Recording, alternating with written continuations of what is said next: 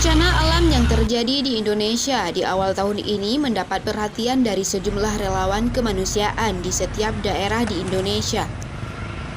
Salah satunya di Provinsi Aceh, Kabupaten Pidijaya. Masyarakat Relawan Indonesia atau MRI Pidijaya melakukan penggalangan dana untuk bencana gempa dan banjir yang terjadi sepekan yang lalu. Penggalangan dana ini dilakukan di beberapa titik dan ditargetkan sampai 5 hari, yang dipimpin oleh Muammar sebagai koordinator aksi penggalangan dana. Dana yang terkumpul nantinya akan disalurkan melalui aksi cepat tanggap ACT Aceh.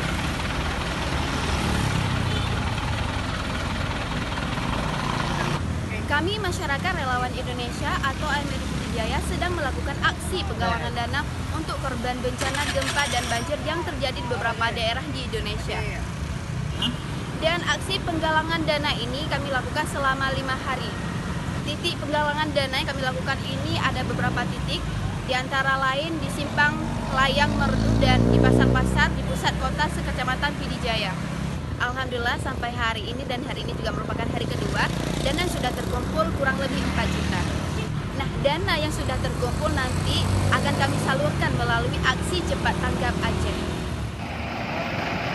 Fakrul Jubo melaporkan kepada Alham TV di Pidijaya.